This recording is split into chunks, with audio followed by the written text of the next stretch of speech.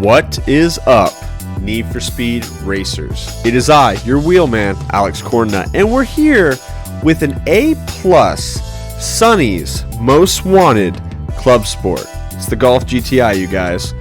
We're doing blacklist racing here on the channel, so I figured I'd go challenge Sonny over on Most Wanted, take his car, and bring it over to you guys. It's not bad. Overall, it's not great. It's not meta. But if you're looking for alternative cars, if you're looking for the Club Sport, this is where it slots in, you guys.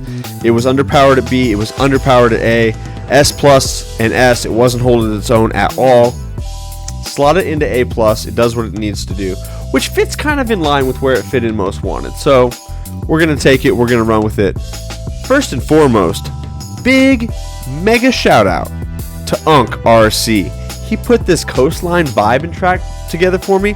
I love this. This is just like old school radio in the 70s, cruising low and slow on the boulevard like you are listening to Crash FM. It's your radio host, Alex Cornnut, and we're grooving to the vibes of the wide body kit, the low rims, and the Kumo 3 lines. Keep it tight, keep it low, keep it slow.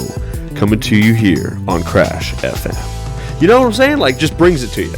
So, I don't have a radio voice, but this music slaps. Big shout out to him. Let's dig into the build, you guys.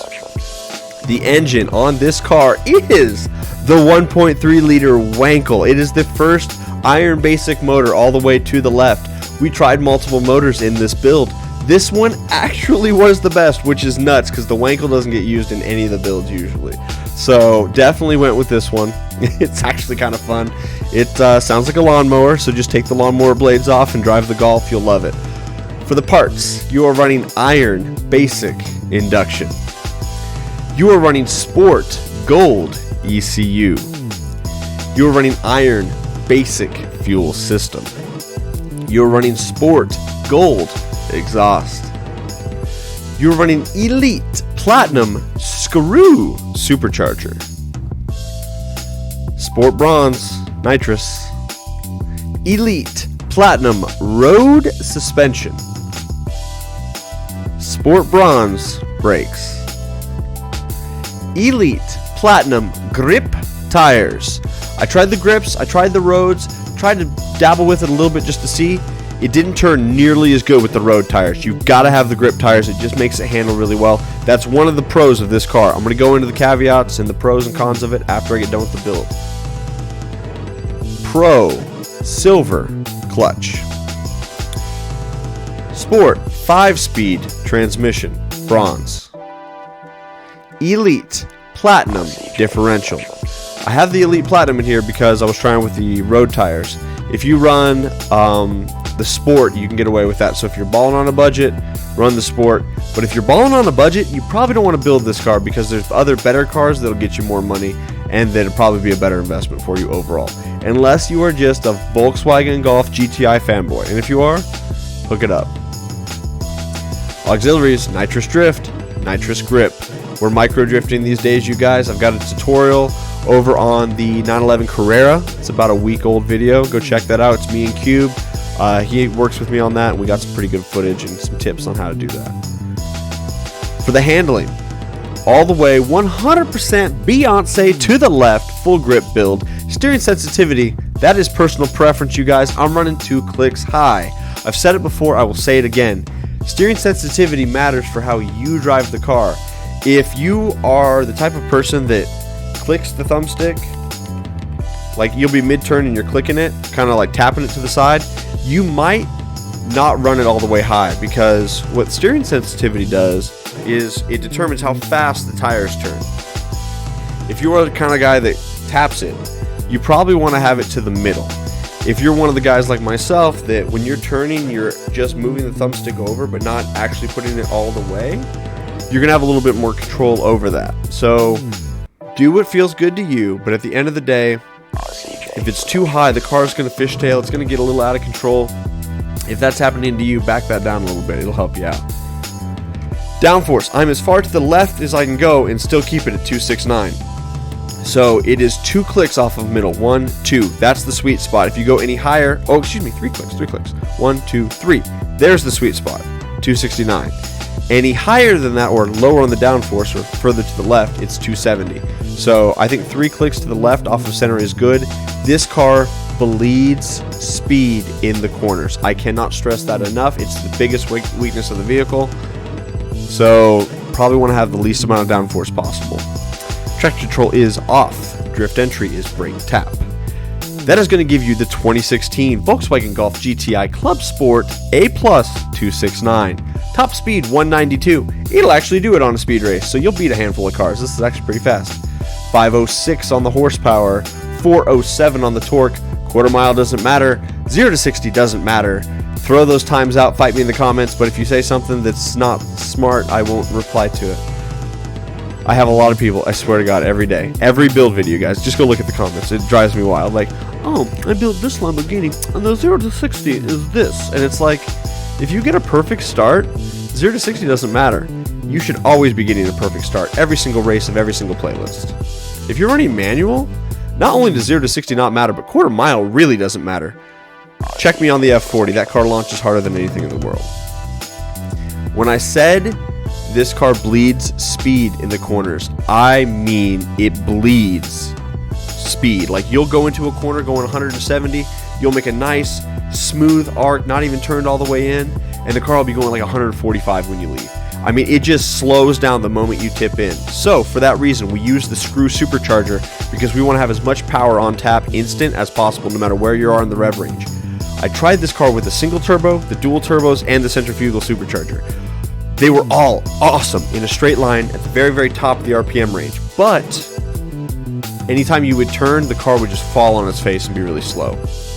The other downside of this car, which is its biggest weakness, fourth gear is super, super long. You will go first, second, third immediately. You'll get into fourth and you're in that gear for forever, and then you shift into fifth. It's really, really hard to combat that. So you really got to be on your nitrous. You got to be on your yellow boost. I would recommend saving boost and nitrous until you get into fourth gear, and then stretching that at the beginning of fourth to try to make up for how long that gear is. It's kind of the same problem that the S2000 has. It's just a little bad gearing. The gear ratios just kind of suck. Try it with a 6-speed. That does nothing. You still have a shitty fourth gear. Fifth gear is the same. Now you have a sixth gear all of a sudden that you can go 200 with, but you never ever do that in A+ class, so it was just a waste. I would really love it if different transmissions gave you different gear ratios. So maybe your top speed wouldn't change, but now we're shoving an extra gear in there to kind of make all the gear ratios shorter, similar to how I run it in Forza. When the new Motorsport launches, come and check me out. We're going to be doing big things over there too, you guys. Other than that, we'll call it a build. I got 3 gameplay footage after this, 3 races, full playlist. Car doesn't do too bad. Full transparency, it took me about maybe an hour of driving with the crew before I got a playlist where I won all 3 races. I was going up against Nil, and he was riding the F40, which that car's a rocket ship. You'll see me race against Chris. He's in the M1. That thing's fast. Levi was running the R34 Skyline. So it's like, Cornnut crew, we're fast, man. And when I'm trying to get gameplay footage and fill up a lobby so it looks, like you can see how the car performs, but I'm racing against guys that are fast and in meta cars, my work is cut out for me. So it took a little while before I got those W's, but that's okay. The build's not bad. It's a slayer in the public lobbies. If your driver mod is good, you'll take this and have a good time with it. If you're a golf fanboy, this is the one. It's Sonny's. Like I said, I took it off him in the most wanted. Have a great rest of your day. Stay played for that gameplay footage. Bye-bye. Alrighty, race 1, Lakeshore remix. This track's got a couple of pretty cool lines. It is very technical in a lot of different spots, and so I'll try to walk you through that. Automatic players just get a perfect launch. You guys in the manual launch in 3rd gear. This car is front-wheel drive, and so it doesn't love launching so much. That M1 that Chris is driving is going to walk us all day, especially off the launch. And then Levi is also in that R34, so we've got our work cut out for us. This car isn't bad, but when you're running up against fast drivers and meta cars, your work is going to be cut out for you. Take the inside of the corner, use our boost to accelerate and get a good turn. Same deal here, very inside of the corner, use our boost, go straight, and just get as much acceleration in a straight line as we can. This car shaves and bleeds a lot of speed when you're turning. You'll notice that as a theme here. If the car is turning, it is typically losing speed. We cut through the gas station there, using kind of the telephone poles as our marker. Just trying to catch the draft of Chris, so that way we can try to catch up to him. Staying clean through here, running that middle line, trying to stay out of traffic on either side. That's a good safe spot to be. Coming around this corner here, Chris gets involved with some traffic, which allows us to catch up, but the way he hits it, it bumps into us, and so there's not a lot we could do there. So now it's a drag race. The M1's leaving us, the R34 bumped us and is leaving us, and then Seike over there in the McLaren is also walking away. So this is not a drag race that this car wins, you guys. This is not meta by any means, but if you're looking for a Golf, it's not bad. We're going to cut to the inside. We're going to crack our boost immediately. Stay the inside of that corner, avoid traffic, and tuck in behind those guys and get around them. So that worked out really well for us. Now we're in the lead. We just got to keep our speed up. As we turn through here, this car is surprisingly good at turning. It actually stays on track, stays on course. I think it's because it constantly loses speed while turning, so it's kind of like you're a little bit on the brakes is why it turns so good. But either way, it does all right. At this point, we are walking away from the M1 because we're going 172. That car only does about 165. But that being said, as long as we crack our 3 boosts through here, we'll be all right. Part of the reason for the tune, like I explained to you guys, is I use the screw supercharger so we don't bleed as much speed in the corners.